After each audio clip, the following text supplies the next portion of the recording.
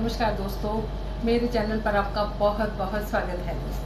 दोस्तों, जैसा कि मैंने कल अपनी वीडियो में बताया था कि आज मैं बात करूंगी वेद व्यास के पुत्र सुखदेव मुनि की। तो दोस्तों, चलते हैं सुखदेव मुनि के साथ। दोस्तों, सुखदेव मुनि जो थे दोस्तों, वो बचपन से ही ज्ञानी थे, परम ज्ञानी। इनके जन्म की कथा इस तरह है दोस्तों कि जब भगवान शिव माता पार्वती को अमर कथा सुना रहे थे तो इन्होंने वो कथा चुपके से सुन ली थी।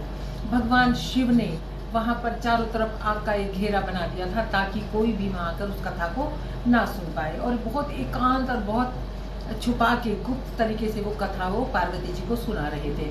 लेकिन जब वो कथा की शुरुआत हुई थी, वहां पर एक छोटा सुख का अंडा, तोते का अंडा वहां पर पहले से मौजूद था।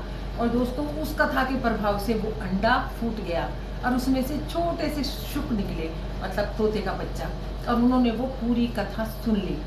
और दोस्तों, कहावत ये भी है, एक लोक कथा ये भी है कि जब पार्वती जी को नींद आ गई तो वे बचपन में ही हूँ उन्होंने करके पूरी कथा सुनी। जब भगवान शिव को इस बात का पता चला तो वो त्रिशूल लेकर उनके पीछे दौड़े कि इन्होंने ये कथा क्यों सुनी चुपचाप, जो कि बिना अधिकार के सुनी गई थी। वो तोते का बच्चा उड़ता उड़ता उड़ता उड़ता वेद व्यास ऋषि के आश्रम में आया, और वेद व्यास की जो पत्नी थी बटिका, वो उस टाइम जम्भाई ले रही थी, और वो छोटा सा अंदर चला गया मुंह के और गर्भ में जाके स्थापित हो गया। तब वह भगवान शिव आए तो वेद व्यास ने उन्हें प्रणाम किया और उनको शांत किया। आप शांत हो जाइए, क्योंकि आपका त्रिशूल भी अब उसका कुछ नहीं बिगाड़ सकता। क्यों? क्योंकि उसने अमर कथा सुन ली है और आपके ही मुख से उन्होंने अमर कथा सुनी है, इसलिए वो अमर हो चुका है। तब भगवान शिव का क्रोध शांत हुआ और आशीर्वाद देकर वो चले गए वेद व्यास को। 12 महीने तक सुखदेव अपनी माँ के गर्भ में ही रहे, क्योंकि उन्हें ये डर था कि अगर वो बाहर आएंगे तो माया उन्हें घेर लेगी, क्योंकि वो परम ज्ञान को प्राप्त कर चुके थे वो कथा सुनने के बाद। तब भगवान कृष्ण ने उन्हें आश्वासन दिया कि नहीं, तुम्हें माया कभी भी प्रभावित नहीं कर पाएगी, क्योंकि तुम अमर कथा सुन चुके हो और परम ज्ञानी हो चुके हो।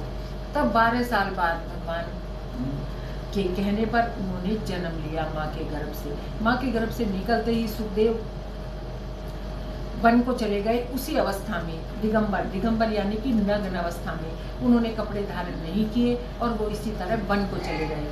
पीछे से उनके पिता वेद व्यास पुकारते रहे, पुत्र पुत्र पुत्र, क्योंकि उन्हें अपने पुत्र का बहुत मोह था। तब उन्होंने नहीं पलट कर देखा। तब उन्हें पेड़ पौधों ने, वन ने उन्हें जवाब दिया कि ये प्रकृति को समर्पित है, ये तुम्हारी पुकार नहीं सुनेंगे, ये सब ब्रह्म में लीन हो चुके हैं।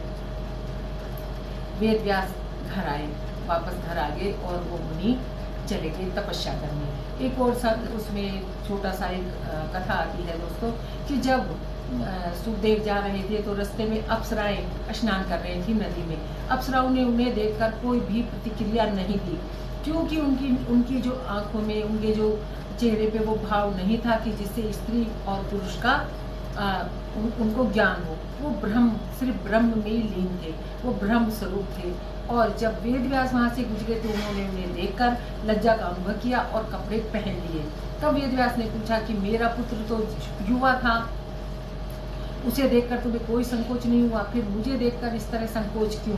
मैं तो वृद्ध हूँ। तब उन्होंने कहा कि वो ब्रह्म हो चुके हैं, उनमें कोई भेद नहीं है स्त्री पुरुष का, लेकिन तुम्हारे अंदर अभी भी स्त्री पुरुष का भेद है, इसलिए हमें तुम्हें देखकर संकोच हुआ। तो दोस्तों, ये थी सुखदेव मुनि की बातें, उनके जन्म की कथा। दोस्तों, जब तक्षक नाग ने परीक्षित को 7 दिन का समय दिया था कि 7 दिन के अंदर मैं तुम्हें डस दूंगा और तुम्हारी मृत्यु हो जाएगी, और जब वेद व्यास ने भगवत पुराण लिखी थी तब उन्होंने कहा था कि ये पहली बार मैं किसी इसके योग्य पुरुष को ही श्रवण करने दूंगा। तब उन्होंने पहली बार सुखदेव मुनि ने गंगा के तट पर बैठकर परीक्षित को ये कथा सुनाई थी, श्रीमद् भागवत की, बिना खाए बिना पिए। तो दोस्तों, जब पहली बार सुखदेव मुनि के मुंह से परीक्षित ने कथा सुनी थी तब उन्हें ज्ञान हुआ था कि मैं सिर्फ एक आत्मा हूँ, शरीर का इसमें कोई रोल नहीं होता है, ये सिर्फ एक वस्त्र बदलने की तरह होता है। मोह, उनका जो मोह था वो समाप्त हुआ और जो उनके अंदर भय था मौत का वो भी समाप्त हुआ। तो दोस्तों इस तरह सुखदेव मुनि परम ज्ञानी हैं दोस्तों, ब्रह्म में वो पैदा होते ही ब्रह्मलीन थे। तो दोस्तों ये थी सुखदेव मुनि और वेद व्यास से संबंधित छोटी सी जानकारी। मिलती हूँ दोस्तों फिर किसी अगली जानकारी पर, तब तक के लिए धन्यवाद दोस्तों।